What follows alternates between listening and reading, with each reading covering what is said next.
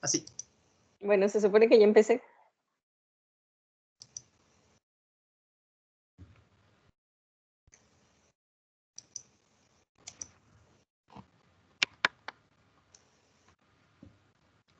Hola, muy buenas tardes, días, noches a quienes nos escuchen.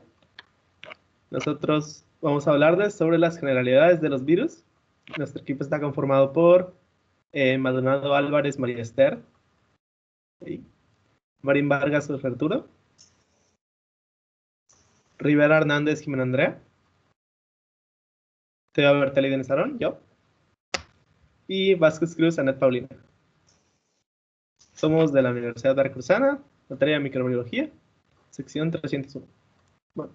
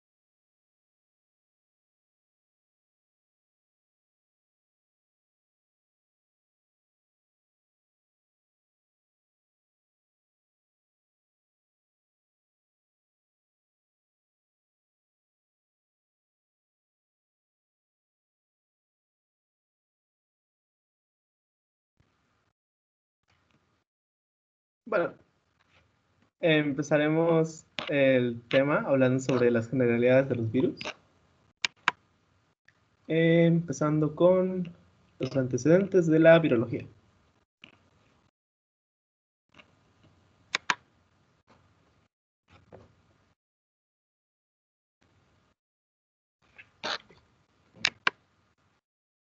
Bueno, en el siglo XVIII-XIX, en 1798, tenemos la primera instancia de la virología con el médico inglés Edward Jenner, el cual practicó por primera vez la vacunación contra la viruela, inoculando a algunas personas con el pus de las ampollas de la viruela de lecheras, en lo que provocaba una infección leve en quienes eran inoculados, pero tenían una inmunidad una vez se pasaba esta infección. De ahí en 1884, Pasteur desarrolló una vacuna contra la rabia siguiendo los principios que había establecido Edward Jenner y utiliza una versión debilitada de gérmenes para tratar la rabia, a pesar de que no era médico. En 1892, Dmitry Ivanovsky demostró que la filtración a través de filtros de Chamberlain retenía el agente de la enfermedad del mosaico de tabaco, la cual había sido nombrada previamente por Adolf Meyer. En 1898, Loeffler y Frosch encontraron el agente filtrable causante de la glosopeda en saliva de vacunos enfermos. De ahí llegando hacia siglo XX, 1900 o 1934, tenemos que en 1901 se describe el primer virus humano, bueno, uno de los primeros virus humanos, el agente causante de la fiebre amarilla. En 1908 a 1911 se demuestra que la leucosis aviar, la poliomielitis y sarcomas de Rose en pollos eran todos enfermedades causadas por virus.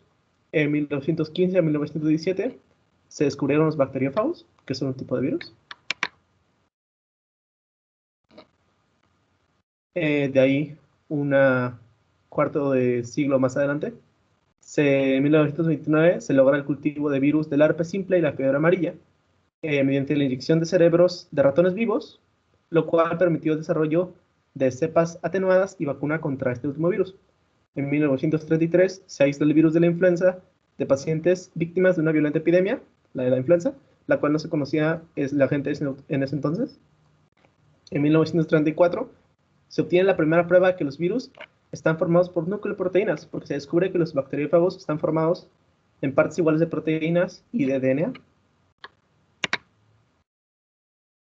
1939, el experimento para fagos de la curva de crecimiento en un paso es el que finalmente muestra que ellos se multiplican dentro de las células y no como las bacterias, las cuales se dividen. En 1949, el desarrollo más importante para el estudio de virus animales fue el crecimiento de poliovirus en cultivos de células. Llegando a 1950, 1952, el experimento de Hershey-Chase demuestra que el DNA es el material genético de los fagos.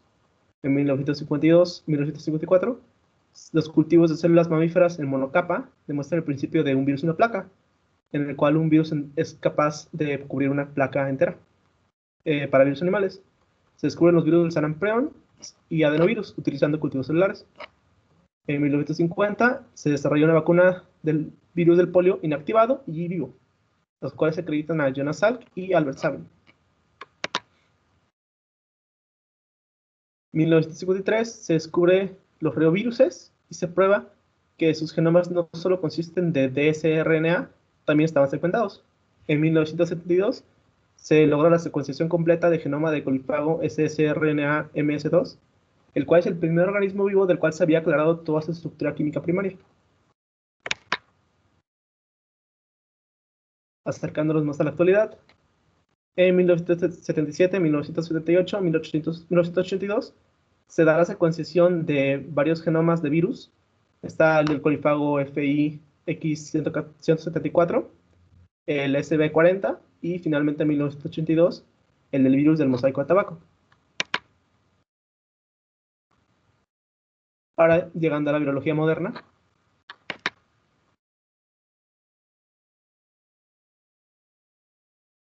Bueno, todos los descubrimientos que se mencionan anteriormente abrieron el camino para la investigación moderna de la virología y el conocimiento de nuevas enfermedades, junto con sus agentes causantes, así como su respectivo tratamiento y prevención. Hoy en día contamos con un buen acervo de vacunas antivirales para proteger a la niñez de enfermedades como sarampión, la rubiola, hepatitis, varicela, poliomielitis, las cuales anteriormente eran mortales.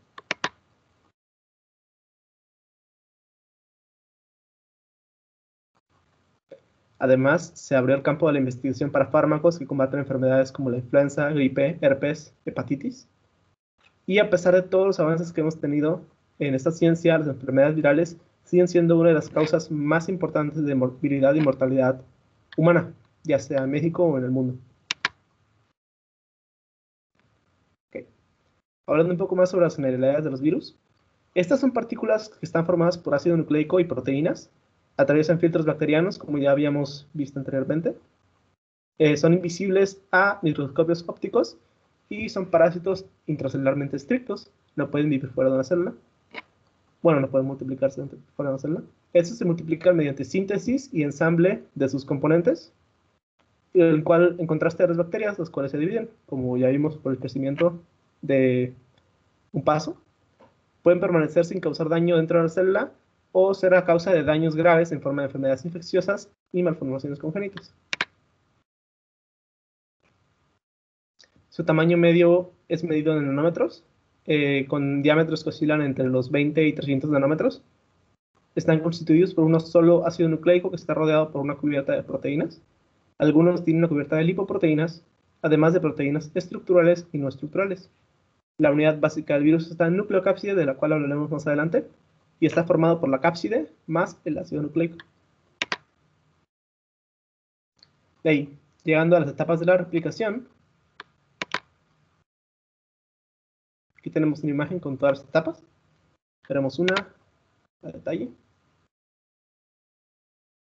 Bueno, empezamos con la absorción. El virus se une a la membrana a nivel de receptores y la adherencia ocurre de forma específica con proteína viral llamada antirreceptor, la cual se fija a la superficie celular en el receptor. Los receptores están formados por glucoproteínas y la concentración iónica también participa para la adherencia de estos a los antirreceptores. La sensibilidad de una célula a la infección está determinada por la disponibilidad de receptores que se adapten al virus que está infectándola. Ahora la penetración. Esta se lleva a cabo por translocación, endocitosis o fusión. Los virus desnudos utilizan a los dos primeros, la translocación y endocitosis, mientras que los virus con envoltura se fusionan con los componentes de la membrana. Otro mecanismo que se utiliza por los virus en envoltura es la viropexis, que es la formación de una vacuola como consecuencia de una fagocitosis viral. El eclipse o fase latente. Aquí toda huella del virus desaparece después de que éste entra a la célula. Sucede la decapsidación del ácido nucleico que se incorpora al genoma de la célula y se apodera de la maquinaria celular. Se pierde la cubierta viral y se facilita esto por la acidificación del interior del virus y separación del RNA de otros componentes virales. Se pierde la cubierta parcial viral totalmente en algunos virus y esto provoca que el genoma viral no se suelte totalmente de la cápside.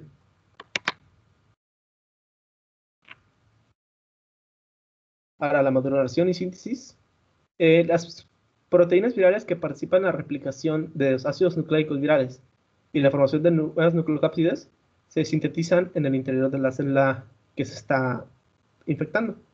El código de los genes virales se incluye en el genoma celular y estos últimos se clasifican, según se integraron en la información viral, en monopartitas, cuando los genes del virus están en un solo cromosoma, o multipartitas, cuando los genes del virus están distribuidos en varios cromosomas. Se ensamblan los nuevos virus, que pueden permanecer en el célula de la célula durante algún tiempo. Ocasionalmente se observan como cuerpos de inclusión.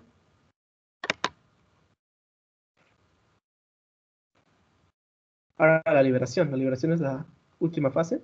Algunos virus pasan un periodo prolongado en la célula infectada y no causan daño aparente. Otros se liberan de la célula al poco tiempo mediante la lisis celular o la exocitosis.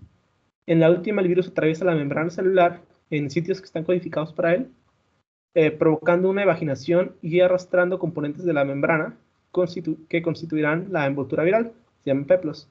La lisis es la destrucción de la célula y pues esta la mata.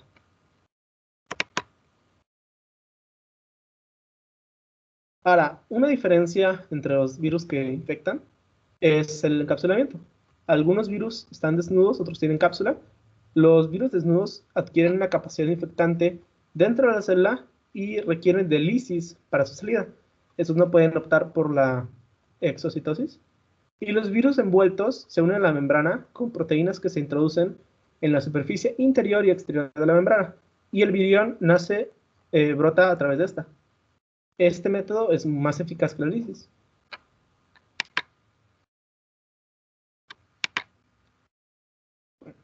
Aquí tenemos una vez más la imagen.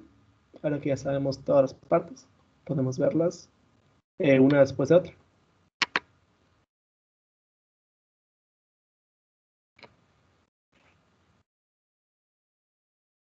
Claro. Muchas gracias. Los dejo con el siguiente tema.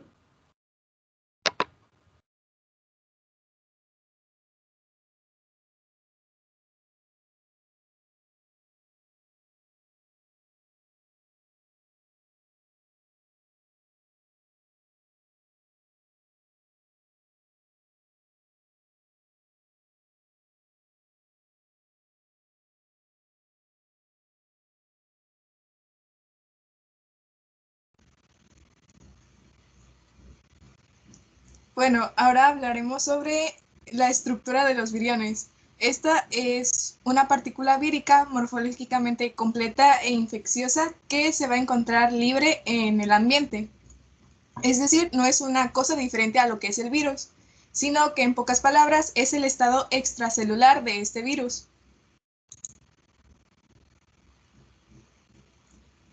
Y bueno, para medir estos viriones se utiliza lo que es el nanómetro y vamos a observar que algunos tamaños de los virus clínicamente importantes varían desde los 18 nanómetros, que corresponde a los parvovirus, hasta los 300 nanómetros, que corresponde a los poxvirus. Pero podemos encontrar viriones de mayor tamaño, los cuales van a tener la capacidad de, bueno, tienen un mayor genoma, por lo que les da la capacidad de sintetizar un mayor número de proteínas y por lo general son más complejos. Estos viriones consisten principalmente en lo que es un genoma, que es un ácido nucleico, el cual se va a encontrar empaquetada en lo que es una cápside, que es una cubierta proteica, o en una envoltura, que es una membrana. Y también los viriones pueden contener enzimas esenciales o accesorias u otras proteínas para facilitar la replicación inicial en la célula. También vamos a encontrar otras proteínas de esta cápside, las cuales pueden ser también proteínas de unión a los ácidos nucleicos que van a poder asociarse al genoma. Y esto va a dar como resultado lo que se denomina como nucleocápside, que en pocas palabras la nucleocápside es el conjunto del genoma con la cápside. Y el genoma que podemos encontrar puede ser ya sea ADN o ARN. Este ADN puede ser monocatenario o bicatenario, lineal o circular. Y los virus que contengan este tipo de ácido nucleico, es decir, los DNA virus, no se encargan de forma directa de la síntesis de proteínas, sino que van a utilizar copias de RNA, que son segmentos apropiados de este DNA, los cuales van a servir como plantillas para dirigir la síntesis. Y algunos virus, para realizar este proceso, van a poseer lo que son enzimas específicas, como las polimerasas y las transcriptasas. Por otro lado, tenemos lo que es el ARN, que puede ser de sentido o también llamado de polaridad positiva o de sentido negativo, pero también puede ser de doble cadena o de doble polaridad, que en inglés se denomina ambisense, es decir, que va a tener tanto segmentos de ARN de sentido positivo como de sentido negativo, los cuales se van a encontrar unidos por sus extremos terminales. Y hablando o profundizando en lo que son la cápside y la envoltura, esta cápside va a ser una estructura rígida capaz de soportar las condiciones ambientales adversas, mientras que la envoltura pues va a estar constituida principalmente por lípidos, proteínas y glucoproteínas, y solo van a poder mantenerse en soluciones acuosas y van a ser fáciles de alterar esos virus que contengan estas envolturas. Y estas estructuras externas, tanto la cápside como la envoltura, van a permitir que el virus se pueda transportar y lo van a proteger, así como empaquetarlo durante la transmisión y su extensión. Y también vamos a encontrar que en estas superficies externas van a existir algunas estructuras que van a permitir la interacción entre el virus y la célula diana, las cuales se denominan proteínas de adherencia vírica, por sus siglas se conocen como PAP. Y la presencia de estas estructuras externas, ya sea de una cápside o una envoltura, nos va a permitir clasificar a los virus en virus con cápside o virus con envolturas. Bueno, la cápside viral, como ya se venía comentando, se va a formar a partir de proteínas individuales que se asocian en unidades progresivamente más grandes. Es decir, esta cápside puede encontrarse alrededor del genoma o se puede encontrar como una envoltura vacía denominada procápside que se llena con el genoma. Y bueno, el ensamblaje de esta cápside va a ir desde unidades más pequeñas, que son proteínas estructurales individuales, hasta unidades más grandes, que es lo que se busca, la procápside o la cápside, que se puede observar en el esquema, así como en la imagen. Es decir, si las proteínas estructurales individuales se asocian, van a formar lo que son las subunidades proteicas, las cuales, si se asocian, forman los protómeros, y estos protómeros, al asociarse, forman los capsómeros. Y estos capsómeros van a recibir un nombre en específico dependiendo del número de protómeros que estos posean. Y la asociación de diferentes capsómeros van a permitir el ensamblaje de lo que es la procápside o la cápside. Y dentro de estos virus con cápside encontramos a los virus con estructuras simétricas y a los virus con estructuras asimétricas.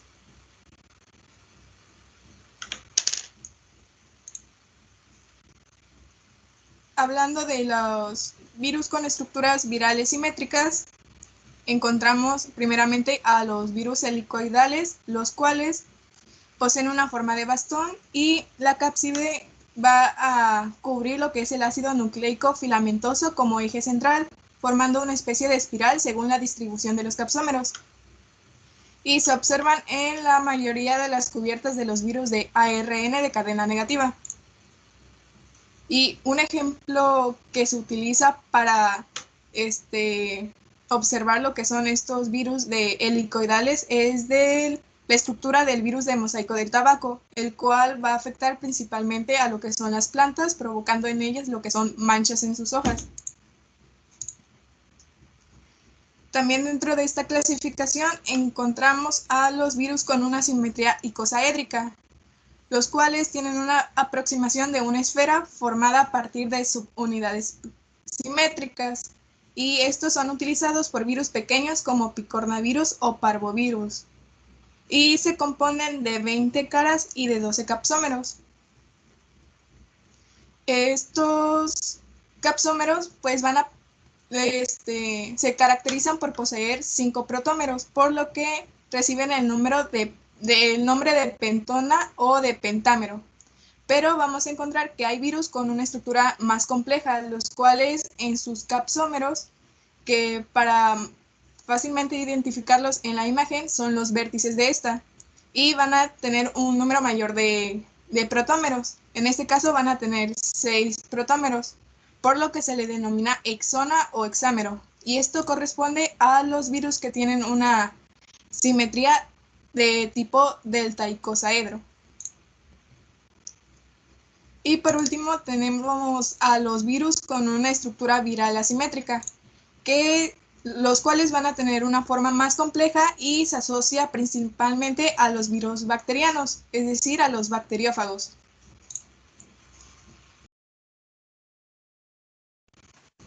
Ahora vamos a hablar sobre los virus con envoltura. Esta envoltura, o también denominada peplos, es una cubierta del virón, la cual va a estar compuesta por lípidos, proteínas y glucoproteínas de la célula huésped, y se origina cuando el virus sale de la célula y arrastra parte de esta membrana celular. Consiste en una estructura membranosa similar a la membrana celular de su célula huésped, por lo que raramente se encuentran proteínas celulares en esta cubierta viral. La mayoría de los virus que contienen esta envoltura van a tener una forma redonda o van a ser pleomorfos, pero vamos a tener algunas excepciones, como son los poxvirus, que tienen una estructura interna compleja y una estructura externa en forma de ladrillo, y los rhabdovirus, los cuales van a tener una forma de bala.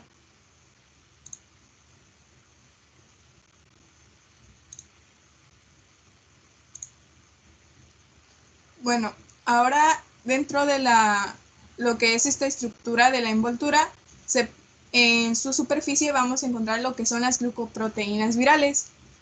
Y estas glucoproteínas virales van a tener una forma de prolongación, o son las espículas que se pueden observar en lo que es el virus. Estos van a poseer carbohidratos unidos a la asparagina por medio de enlaces N, que se van a extender a través de la cubierta y se alejan de la superficie del virión. Se pueden observar, como ya se mencionó, en forma de espinas o de púas, y algunas pueden actuar como proteínas de adherencia vírica, y algunas proteínas de adherencia vírica van a tener una afinidad por los glóbulos rojos, por lo que se denominan hemaglutininas. Y otras proteínas de adherencia vírica pueden cumplir otras funciones, como son las neuroaminidasas. Pero de manera general, estas proteínas de adherencia vírica van a fungir como antígenos, ya que van a inducir a la aparición de la reacción inmunitaria. Y por último, una estructura importante que vamos a observar en estos virus con envoltura es el denominado tegumento, el cual es un espacio intersticial entre la nucleocápside y la envoltura, y va a contener enzimas, proteínas e incluso ARN que facilita la infección vírica.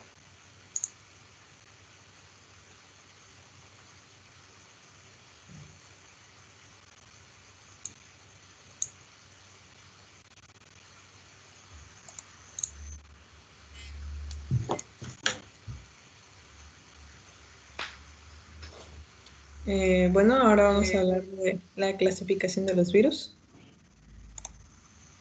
de manera así muy general. Primero vamos a tener que, vamos a clasificarlos por algunos criterios. Podemos hacerlo por la forma de la cápside, que bueno, estos van a estar, que ya nos mencionó mi compañera Esther, icosaédricos, helicoidales y los complejos o complex. También se puede clasificar por su ácido nucleico, si es que tienen ADN o ARN, que pues es también una manera de ver cuántas vacunas, ya que si son de ARN, la vacuna tiene que ser cada año, como el virus de la influenza, y si son de ADN, pues la mayoría de las veces nada más se pone una única dosis y sirve para toda la vida. Y bueno, también se puede clasificar por su tipo de cadena, que puede ser sencilla o doble, única o segmentada. Por sus peplos, que pues pueden ser que tengan o que están desnudos, por el número de capsómeros que tengan, por el diámetro que tenga la nucleocápside, por su modo de replicación y por la localización del cuerpo, que puede ser en aparatos, que bueno, estos van a provocar enfermedades, y por sus mecanismos de transmisión, que se pueden transmitir fecal oral, por los artrópodos, por el aire, etc. Bueno, vamos a tener primero dentro de las familias, la primera, adenovirus. Este es un virus de ADN. Este nombre viene de que se implanta en los tejidos adenoides que están en esa parte, como se ve en la imagen. Son icosaédricos, se implantan en las vías respiratorias y digestivas y provocan gastroenteritis, enterocolitis necrosante, queratoconjuntivitis, fiebre faringioconjuntival, neumonía, cistitis hemorrágica y meningoencefalitis.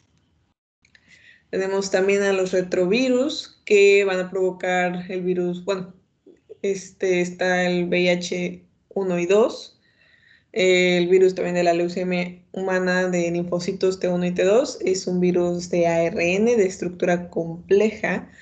Y bueno, lo que hacen es sintetizar ADN por medio del ARN por medio de la transcriptasa inversa.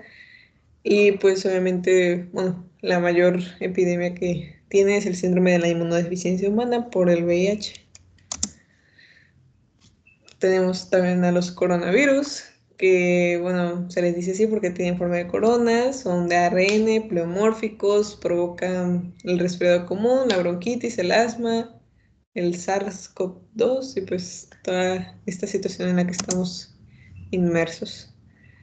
También tenemos a los paramyxovirus, que son virus sincitiales respiratorios, provocan parainfluencia 1, 2, 3 y 4. Viene su nombre del que se implantan en la paratititis y provocan sarampión. Perdón, provocan paratititis y también sarampión, así como también bronquiolitis y neumonía. Están los ortomixovirus, que son los virus de la influenza y pues son de ARN. Los tocavirus, que que tienen esta familia tiene también los rubivirus, que van a tener a la rubiola, que también se le conoce como sarampión alemán. A los flavivirus, que van a provocar la fiebre amarilla, hepatitis C, dengue y encefalitis por el vector. Y los afavirus, que van a provocar encefalitis equina. Y bueno, todos estos, los togavirus, son virus de ARN. Y bueno, lo de toga viene del griego túnica por su cubierta membranosa. Tenemos también a los rotavirus, que viene de la familia Rotaviridae.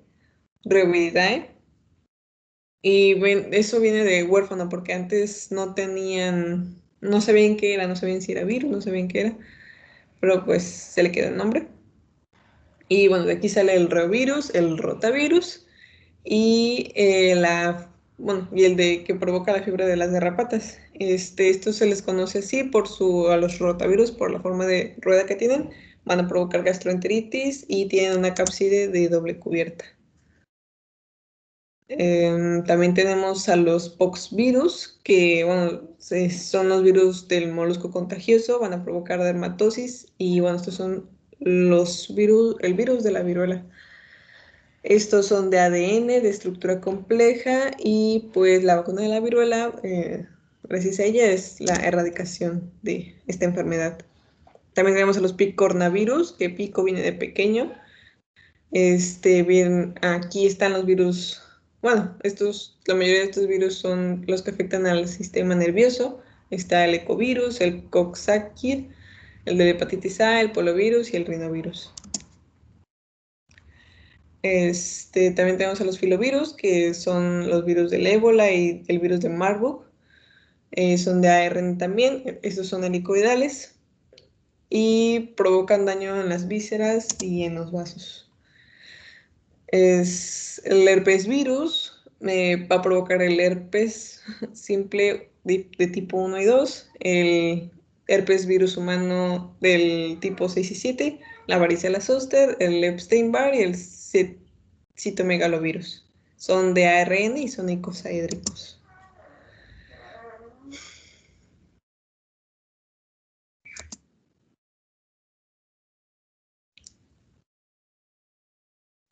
Tenemos también a los Buniaviridae, que son los virus. Este virus está en la encefalitis de California, también el virus de la fiebre del Valle de Rift, de la fiebre hemorrágica de Crimea, de la fiebre hemorrágica del Congo y del hantavirus. Estos nombres pues se les dan del lado donde empezó el brote, entonces por esos nombres de lugares.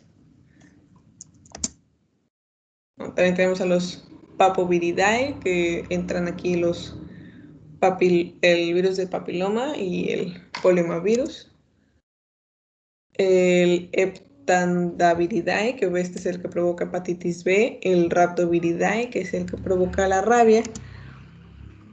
El Parvoviridae, que provoca, que dentro de este está el parvovirus B19. Y el Caliciviridae, que es el virus de donde está el agente de Norwalk y el que provoca la hepatitis C.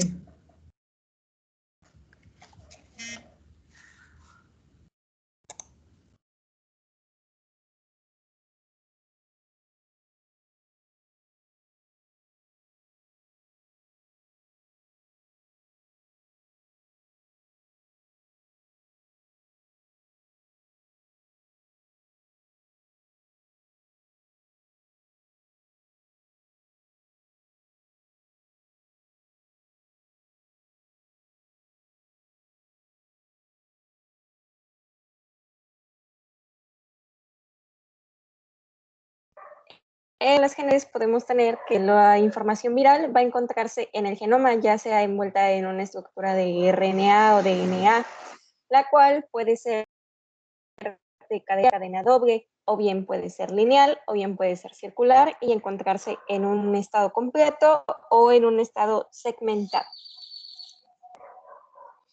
Ya yéndonos de fondo hacia genética viral, tenemos que para conocer nosotros a la genética de los virus, esto nos va a ayudar más que nada a conocer mejor el proceso de replicación viral y la base que todos los cambios en una replicación o en una mutación tienen al momento de generar diversas patologías. Era como lo que mencionaba hace rato mi compañera Annette, que por eso se tienen que realizar diversos tipos de vacunas en el caso del virus de la influenza, porque existe una mutación en el genoma viral y eso ayuda a la evolución y al mantenimiento del virus en diferentes cepas. También conocer sobre la genética viral nos va a ayudar a conocer sobre los procedimientos de atenuación viral o de vacunas y la información sobre los diversos tratamientos al menos preventivos que se pueden realizar ante una situación como esta. Bueno, los conceptos importantes que que debemos tener en cuenta en cuanto a replicación viral son 3. En este caso es la mutación. Su concepto general es definido como el cambio que se produce en la información del ácido nucleico a nivel viral, y esta puede ser de 2 tipos, la mutación inducida o la mutación espontánea. En el caso de la mutación inducida, esta va a ser llevada a cabo por agentes físicos como la luz o los rayos X, o agentes químicos como la hidroxilamina y la 5-bromodixuirina. En el caso de la mutación espontánea, tenemos que esta no va a tener alguna participación humana, a diferencia de la anterior, y solamente la vamos a encontrar en ciertas generaciones donde la alteración del genoma se altere por sí sola. En esta imagen podemos apreciar cómo una estructura del genoma viral va a tener una relación con un rayo o fotón de UV y va a alterar su compostura para la siguiente replicación.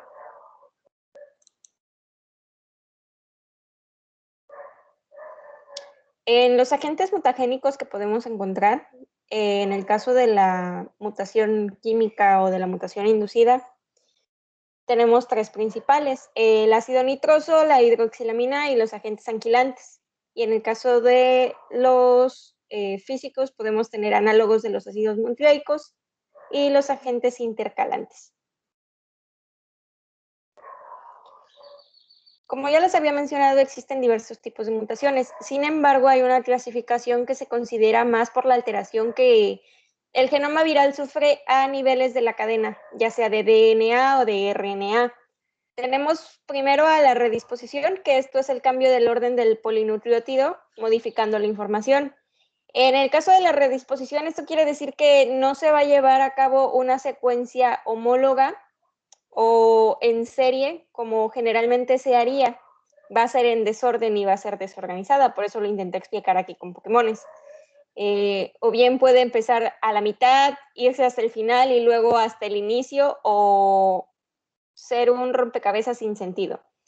En el caso de la duplicación tenemos que esto es la formación del número de bases mayor al normal. Esto quiere decir que las bases de ácido nucleico que se van a formar pues van a ser muchísimo mayores e incluso van a sobrar.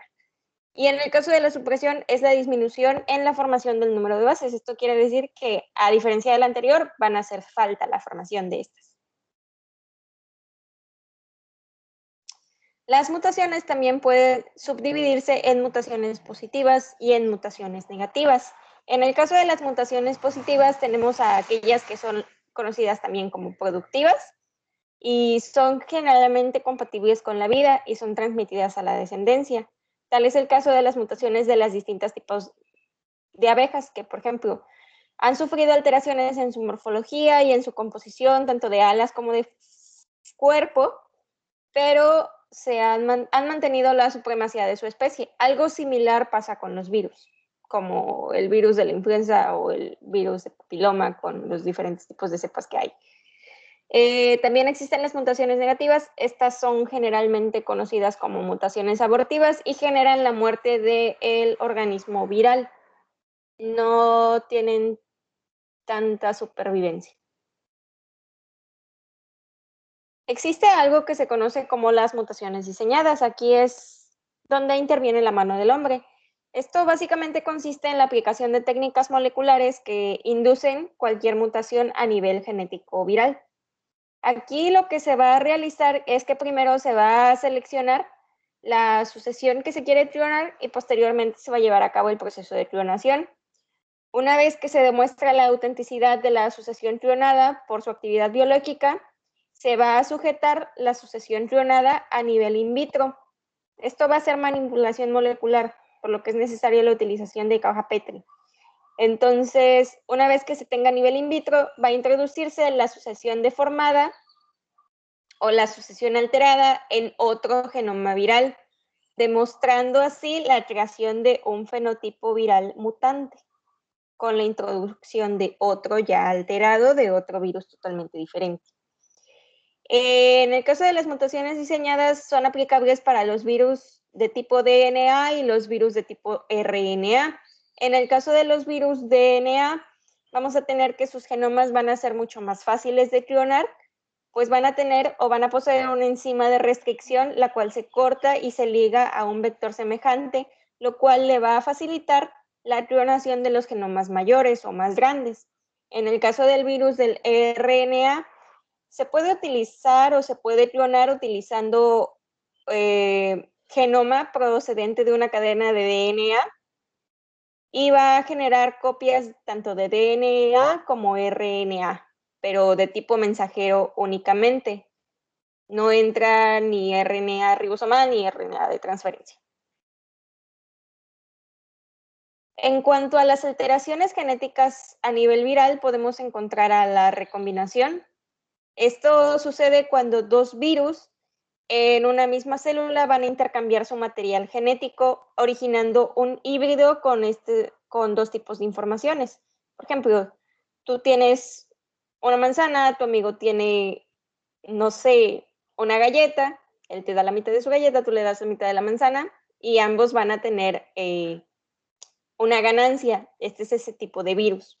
En el caso de la hibridación, vamos a tener que esta consiste en la obtención de laboratorio.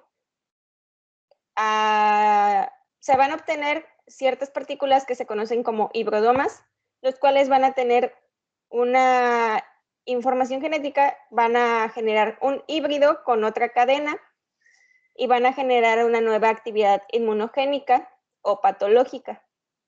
Ya es lo que pasa con lo que les estaba explicando anteriormente, los tipos de mutaciones a nivel molecular.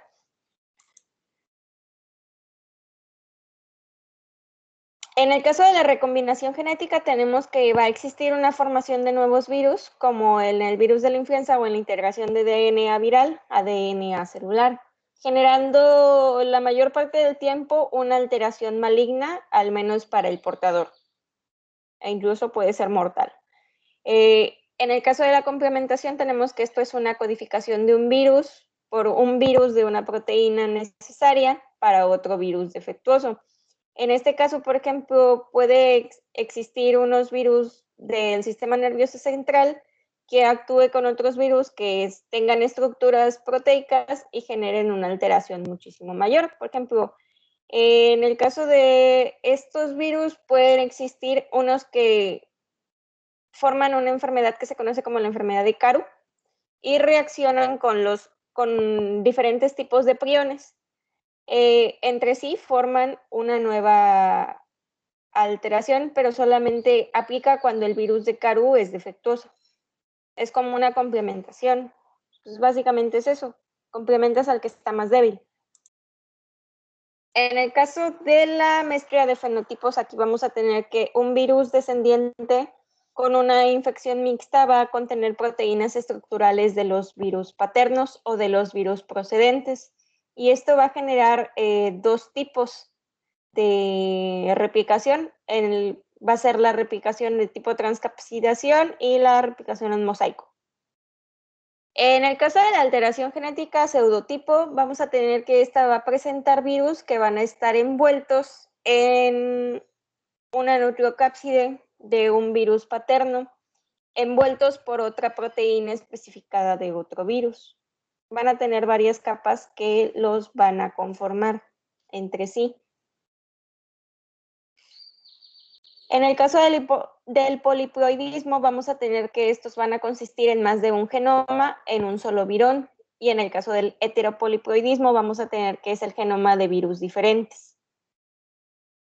La interferencia es una alteración genética viral que va a ser la incapacidad del virus de replicarse en una célula que ya está infectada por otro virus.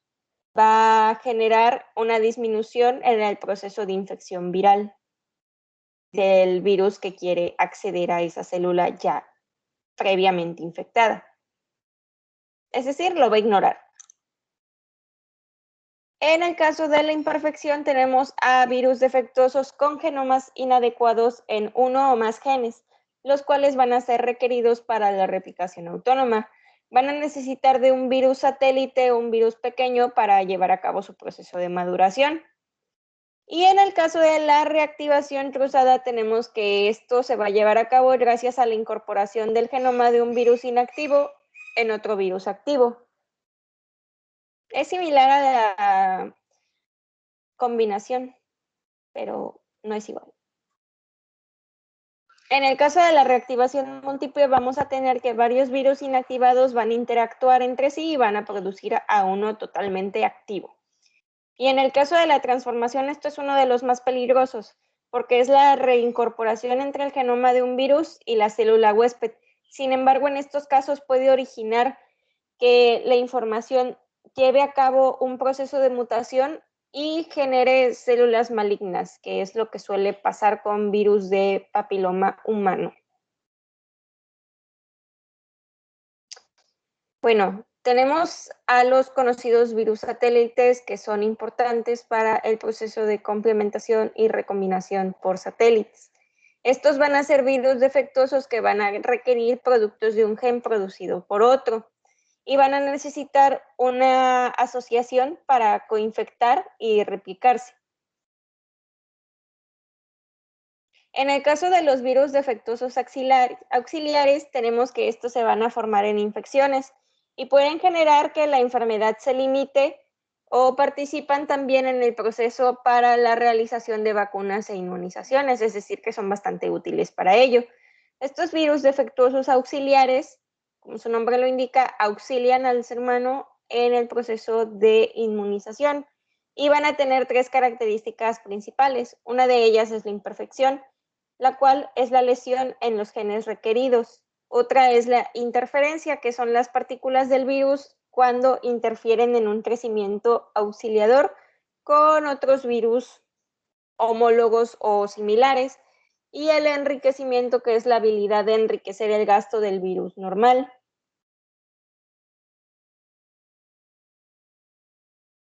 También en genética viral encontramos algo que se conocen como los fenómenos genéticos. En este caso podemos encontrar a la integración, que es básicamente cuando se permite que los genomas virales tengan una asociación de una manera estable con una célula huésped. En algunos casos esto va a provocar la resistencia, la superinfección y la mutación de virus. Es lo que actualmente estamos viendo con el virus del SARS-CoV-2 o SARS-19 en la actualidad. Se va a integrar también a las células del epitelio respiratorio, que va a generar una superinfección que puede mutar, o incluso ya hay investigaciones recientes que afirman que está a nivel gastrointestinal. Hay que tener cuidado porque también las mascotas están presentando síntomas y resultados positivos. En el caso de la persistencia, vamos a tener que esto es una infección persistente de un huésped susceptible con presiones en el virus y el huésped. En este caso, lo que el virus va a hacer es generar un cambio para no dañar a la célula huésped y ayudarla en su replicación viral. Es decir, cuando el virus ya agotó a su célula huésped, va a cambiarse a otra para ayudarle en un proceso de complementación a que no pierda el objetivo de replicación. También tenemos a la recombinación. Esto es más que nada la interacción física de los genomas virales en la célula y van a generar una infección mixta. Es decir, puede ser la recombinación a nivel genético que te puede ocasionar una patología con uno o más virus. Y tenemos a la complementación, que esto es la interacción de los productos de los genes virales en las células infectadas de forma mixta. Pero aquí, a diferencia de la recombinación, es que van a ser virus mutantes. Y estos virus pueden ocasionar una infección mixta, pero mucho más peligrosa.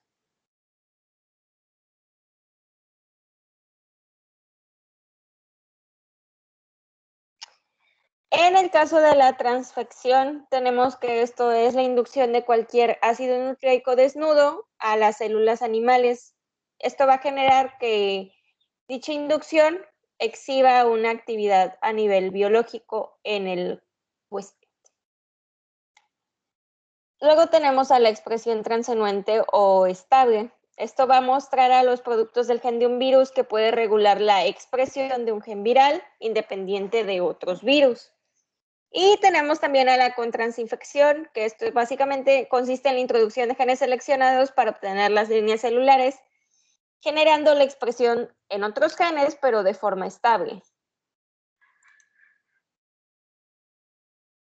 Y por último, pues tenemos a los bacteriófagos. Estos van a ser básicamente los virus que parasitan bacterias y van a tener dos tipos de ciclos, el ciclo lítico y el ciclo lisogénico. En el caso del ciclo lítico tenemos que las múltiples generaciones de bacterias lisogénicas van a generar una estructura inicial que se conoce como profago o conocido como el fago vegetativo. Estos fagos vegetativos van a generar la síntesis de nuevos fagos en la bacteria, generando que al final esta bacteria inicial que fue infectada por, generalmente son virus de DNA, genera un proceso de autólisis y los deja en libertad para generar el proceso de infección a las demás células. En el caso del ciclo lisogénico tenemos que este virus, generalmente también de DNA, va a fijarse en la bacteria, le va a inyectar su ácido nucleico y este se va a incorporar al genoma bacteriano, transformando a la bacteria y a todas sus futuras generaciones para generar el proceso de infección. Aquí no la destruye, simplemente la transforma para llevar a cabo el proceso de infección como el virus lo desea. Por último, tenemos que un fago temperado es un fago incorporado al cromosoma bacteriano, que es lo que generan prácticamente en el ciclo lisogénico.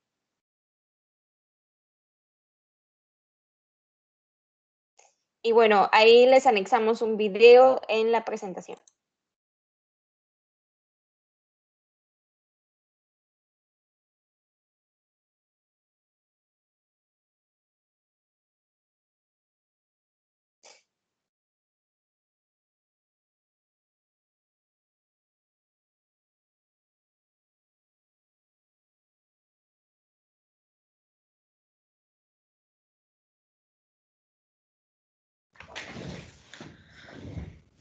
Bueno, ahora les voy a presentar los mecanismos de defensa que nuestro organismo tiene ante los virus o ante cualquier patógeno, pero en específico de los virus.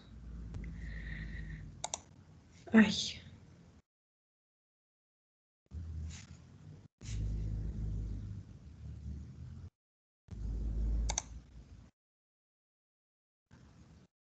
No, ese era un video.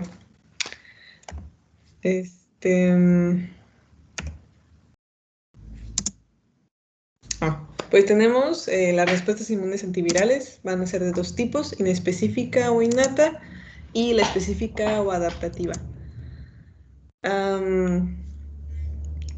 Tenemos que inespecífica está por 3 líneas de defensa, que entra un cuerpo extraño a nuestro organismo y en la primera línea, que es en la inespecífica, van a estar las barreras anatómicas de nuestro cuerpo, que dentro de ellas está la piel, la mucosa, los cilios, los macrófagos, los ácidos grasos y los ácidos lácticos. Si ya el virus, que en este caso, que es lo que estamos estudiando, cualquier tipo de cuerpo extraño pasa por esa primera línea, entra la segunda, que ahí entran los macrófagos, los linfocitos, natural killers, las interleucinas, un proceso de inflamación, porque pues empieza a tirar a lo loco para poder combatir contra el virus, que es de lo que estamos hablando, contra cualquier cuerpo extraño, y pues también le empieza a dar a células que pues están bien, ¿no? Entonces, por eso se da este proceso de inflamación. Tenemos la tercera línea, que si pasa por esto, que si aún con todas estas defensas llega a pasar, a seguir queriendo pasar, pues pasa a la parte específica, que va ahora sí en contra pues en este caso, del cuerpo extraño, pero en este caso del virus. Dentro de la parte está la humoral y la celular. Dentro de la parte humoral tenemos que van a actuar las inmunoglobulinas, los antivirus, que estas van a ser las GMIA para el caso de los virus. Y dentro de la célula, que humoral va a actuar fuera de la célula y en la celular pues va a actuar dentro de la célula con los linfocitos T y B. Tenemos primero el inespecífico, los macrófagos. ¿Cómo van a actuar? Pues van a generar procesos inflamatorios y van a destruir a los virones. Los natural killers son también llamados citolíticos naturales. Van a controlar las infecciones primarias, interferir en la reproducción de los virus y en la análisis de las células. Se van a activar con el reconocimiento del antígeno que va a dar la célula al ser infectada por el virus. Va a liberar también citocinas que en sus vesículas el natural killer tiene. Y lo que va a liberar es interferón gamma y el factor de necrosis tumoral para que la célula que esté infectada explote.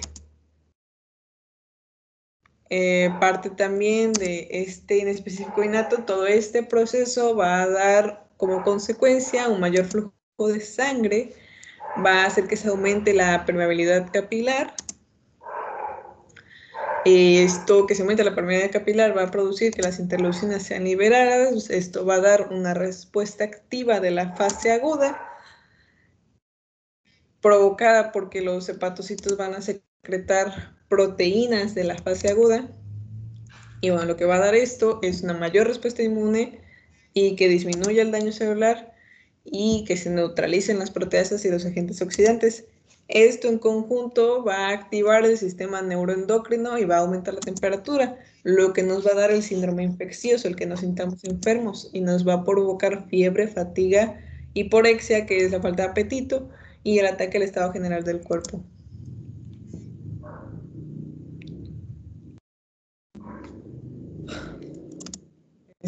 Parte también de esta en específica estará libre mediante la liberación de citocinas inducidas por la infección viral. Van a aparecer los interferones. ¿Qué es lo que van a hacer? Van a interferir.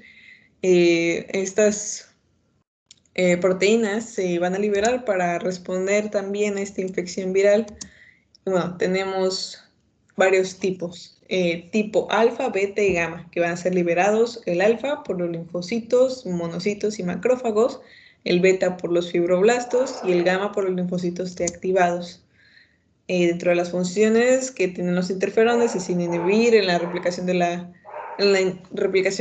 intracelular, limitar la infección viral, modular la respuesta inmune, bloquear la transcripción o traducción, proteger a las células, inhibir el crecimiento celular y van a tener una acción estimulante sobre la fagocitosis.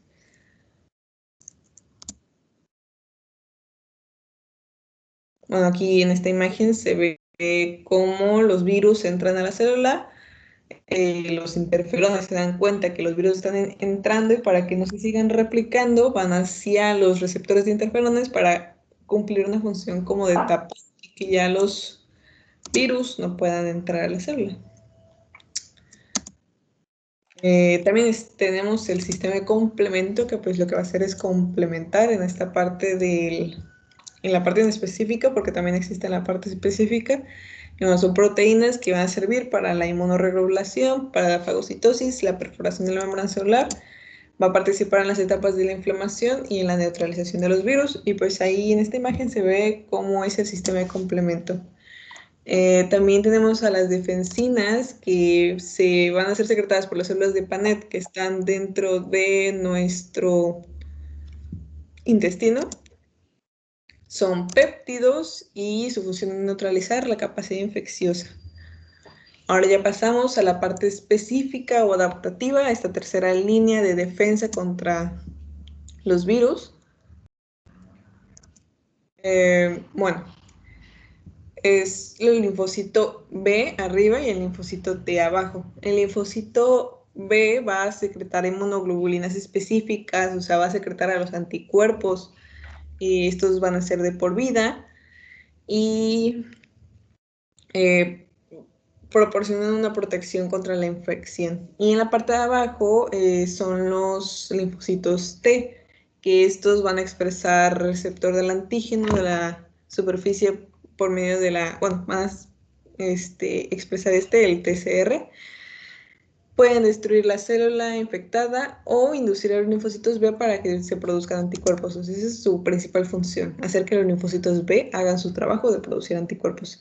Pero estos dos en conjunto, el B y el T, van a hacer un clon para que se dividan más rápido y su descendencia pueda tener más rápido todos estos receptores de antígeno y que pueda ir para allá el anticuerpo.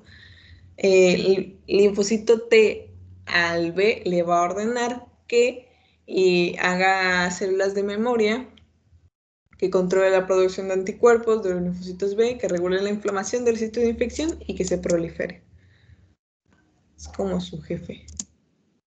Y bueno, tenemos en esta parte humoral, afuera de la célula, los anticuerpos, las inmunoglobulinas, que es lo mismo.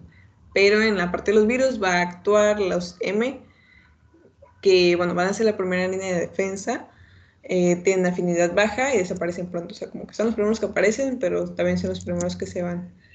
Está la inmunoglobulina G, que son los últimos que aparecen, pero se quedan de por vida. Y también los A, que esto es lo que van a hacer es proteger a los tejidos en aparato respiratorio y digestivo.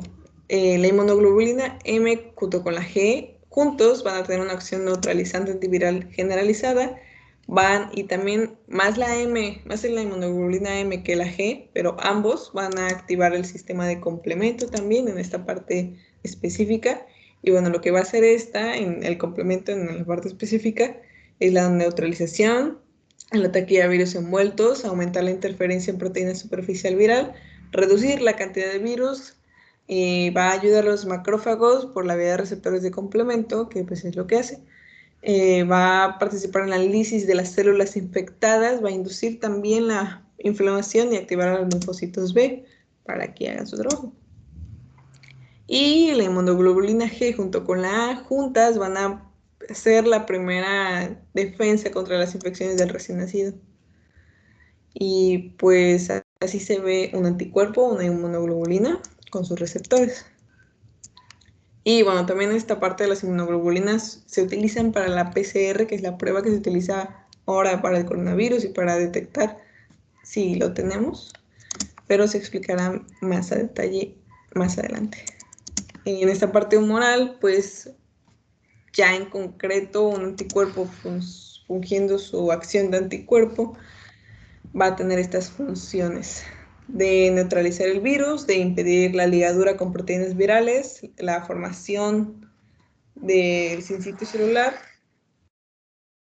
va a participar en la fagocitosis por vías receptores de complemento, va a impedir la liberación de las células infectadas mediante el bloqueo de la neuraminidasa viral, va a bloquear a la repetición viral por interferir en la función de las proteínas virales, va a impedir la penetración viral por el bloqueo de proteínas de la función de membrana, va a participar en la parálisis de la membrana del virus, va a favorecer la fijación del complemento y se fija en las superficies de las células infectadas para facilitarle el trabajo a los natural killers. Y bueno, aquí está de nuevo la estructura del anticuerpo. Bueno, ahora ya pasamos a la parte humoral, ahora viene la parte celular. Dentro de las funciones de la parte celular es presentar la presentación local de las moléculas efectoras mediante la activación de los linfocitos T, mediante las células presentadoras de antígeno, en las que se pueden encontrar las células dendríticas, que pues hay más, pero estas son las más importantes. Que pues como vemos en el dibujito, se la come la célula dendrítica al virus y ella lanza el antígeno para que venga la célula T y pueda tener la copia de cómo es ese virus en forma. Se originan en la médula ósea, su concentración es en los órganos linfáticos y van a ayudar en la coestimulación de los linfocitos T. Los linfocitos T van a tener dentro de sus funciones inducir el desarrollo del linfocito T con activación antiviral, van a controlar la producción de los diferentes tipos de anticuerpos específicos antivirales, como vemos que es el que da órdenes al linfocito B de que haga su trabajo. Va a regular la inflamación del sitio de desarrollo, va a reconocer células infectadas. Y pues bueno, aquí tenemos un mapa de cómo el linfocito T inmaduro se va a convertir en dos. En el linfocito T colaborador, que va a ser el que ya va a estar maduro, y el linfocito T citotóxico, que es el CD8, y el linfocito T colaborador es el CD4. Hablando del CD4, el colaborador, bueno, así se ve, y pues dentro de sus funciones va a ser que actúa sobre el macrófago, las células dendríticas, foliculares y también sobre los linfocitos B.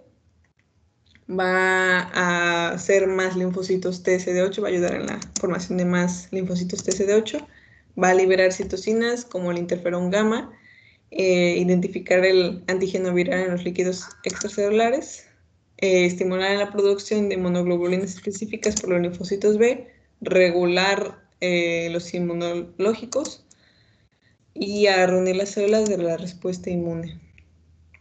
Ahora los linfocitos TSD8, estos, pues así se ven. Ahí están en la parte abajo, la célula azul. Va a liberar sustancias con actividad antiviral. Va a participar en el análisis de las células infectadas con virus. Va a participar junto con los antígenos proteicos virales de clase 1. Y pues estos van a ser reconocidos más fácilmente por estos linfocitos. Va a reconocer a las células susceptibles de, o sea, es como el que tiene la llave de la infección viral. Y va a liberar interferón gamma también, y con todos sus efectos antivirales.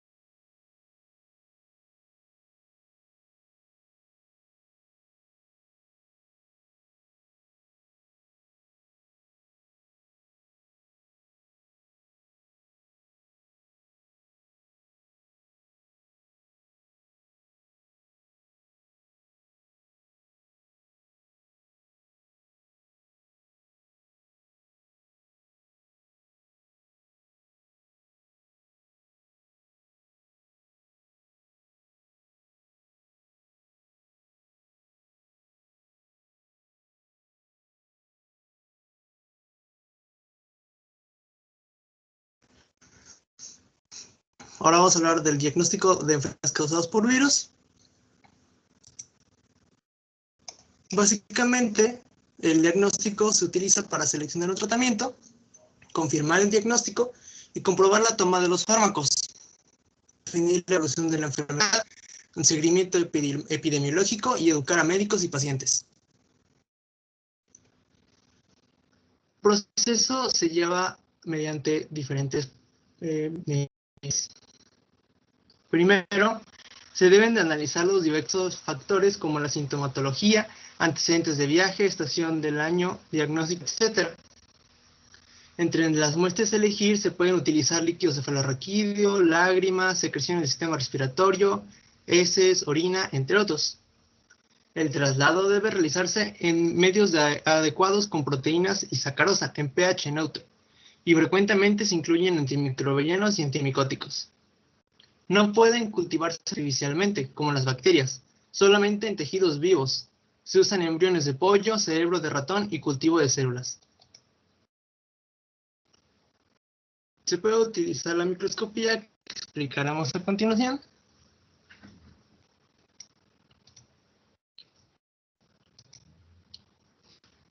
Donde se busca observar los cuerpos de inclusión, es decir, estructuras formadas en las células por las acumulaciones de virus en el citoplasma de la célula o el núcleo.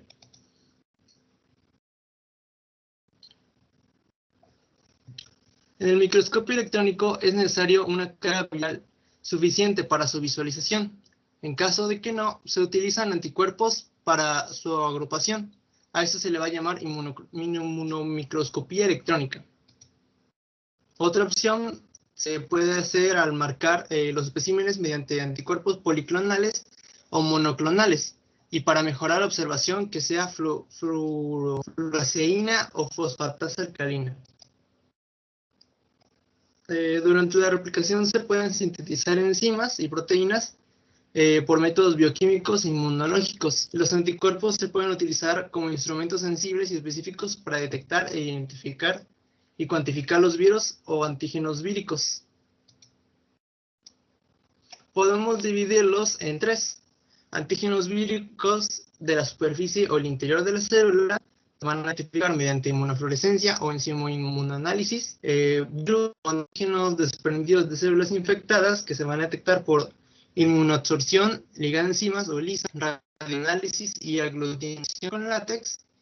Y finalmente secuencia genética de los virus, que se va a detectar por una reacción en la cadena de la polimerasa. Empezando con el inmunoanálisis, lo encontramos como inmunoanálisis de fase sólida, que consiste en la filtración del espécimen hacia una membrana que atrapa los antígenos. Después se usa una enzima y un sustrato para leerlo visualmente. La opción es la variante, que es con la utilización de un anticuerpo de una captura para el antígeno viral. Se va a fijar este anticuerpo para quedarse inmovilizado y se descubre con un segundo anticuerpo. Después encontramos la radioinmunoanálisis o hibridación, que va a consistir en la extracción del ácido nucleico de los especímenes y marcarlo. Los especímenes se van a desnaturalizar y se transfieren a un sistema multicopia con una membrana que fija el ácido nucleico. Finalmente encontramos la reacción de cadena polimerasa, que es una que ya conocemos, más en esta situación. Para muchos laboratorios va a ser el mejor método, pero bueno, encontramos que va a depender de la naturaleza del virus, debido a que para genomas de ADN, la PCR se va a hacer PCR solamente. Cuando es de ARN, será una RT-PCR. La cuantificación de la cantidad de genoma en un paciente o carga vírica va a determinarse a través de PCR. Y la interpretación de los resultados de la PCR no siempre puede correlacionarse con la enfermedad. En ocasiones se puede confundir con un falso negativo o un falso. Entre los tipos de procedimientos para el diagnóstico podemos encontrar aquellos que buscan demostrar el agente causal mediante aislamiento o confirmación de la presencia de células mediante los cuerpos de inclusión o mediante la demostración de los antígenos o anticuerpos que van a producir después de la llegada de este virus. En la citología encontramos que esto se refiere a la alteración de las células infectadas por virus. Se le va a conocer como efecto citopatológico. Los efectos citopatológicos característicos en muestras tisulares o cultivos celulares son modificaciones en la morfología celular, lisis celular, formación de vacuolas, sincitios y cuerpos de inclusión. Aquí tenemos un ejemplo de una formación de un sincitio provocado por el virus del sarampión. Ahora bien, los cuerpos de inclusión van a constituir cambios histopatológicos de las células provocados por componentes víricos o alteraciones de las estructuras celulares inducidas por los virus. Se pueden utilizar, se pueden analizar después de que se identifican estos cuerpos de inclusión para asegurarse de que se encuentra el virus como tal. Aquí tenemos otro ejemplo del efecto citopatológico inducido por el virus del herpes simple en hígado infectado por VHs. Aquí otro ejemplo de cuerpos de Negri producidos por el virus de la rabia. Ahora bien, como les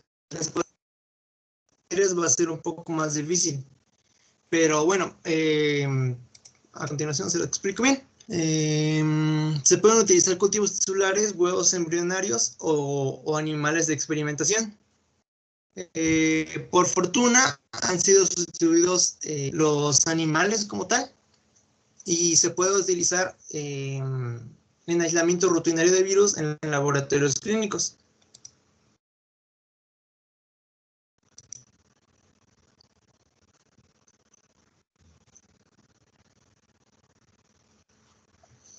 Ahora bien, el cultivo celular se puede realizar en células primarias, en líneas de células diploides o en líneas de células tumorales.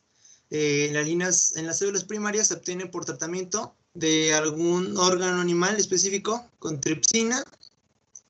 En las líneas de células diploides son de un único tipo de célula, el que se puede utilizar, y en el caso de las líneas celulares tumorales van a ser iniciadas a partir de tumores o por células primarias con virus oncogénicos. La detección vírica, ya cuando ya tienes tu cultivo, se puede realizar al observar el efecto citopatológico, como ya se los había comentado. Aquí tenemos un ejemplo de una infección por el virus de la herpes simple. Encontramos el cultivo de células Vero. Aquí otros ejemplos de efectos citopatológicos. También se pueden realizar pruebas serológicas. Esto se hace cuando es un riesgo el diagnóstico para el personal de laboratorio. También se puede utilizar la hematorsión, que en el caso de la gripe se expresa una glucoproteína llamada hemaglutinina, que aglutina a los eritrocitos en la superficie celular.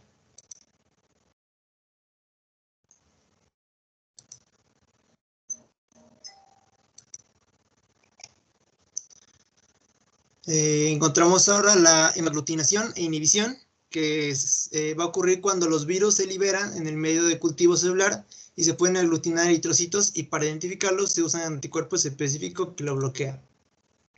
Aquí tenemos una tabla donde básicamente engloba todo lo que se acaba de mencionar, pero bueno, si le quieren observar, le dan pausa y ya. Ahora bien, encontramos la serología vírica, finalmente, que se va a encargar de demostrar mediante la respuesta inmunitaria humoral que ya se había comentado anteriormente,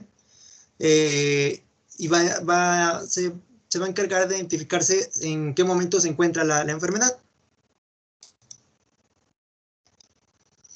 En el caso de COVID-19 también lo hemos visto mediante estas pruebas rápidas. Y bueno, básicamente las pruebas serológicas se pueden utilizar para identificar virus y su cepa o serotipo, para determinar si se trata de una enfermedad aguda o crónica, y definir su infección, si es primaria o una reinfección, que es como les comentaba previamente. La detección de anticuerpos de tipo inmunoglobulina M, específicos del virus, que aparecen durante las primeras 2 o 3 semanas de una infección primaria, generalmente indica una infección primaria reciente. Y para que sea confirmado, es necesario un incremento del cuádruple en el título de anticuerpos entre el suero obtenido durante la fase aguda de la enfermedad y el obtenido por lo menos 2 a 3 semanas después, durante la fase de convalecencia. Aquí encontramos, en el caso igual del SARS-CoV-2, la imagen de los anticuerpos M, inmunoglobulina M, y los anticuerpos IgG, que se encuentran en una inmunidad a largo plazo. Y bueno, me parece que eso es todo. Muchas gracias por su atención. Y de parte de mis compañeros, muchas gracias.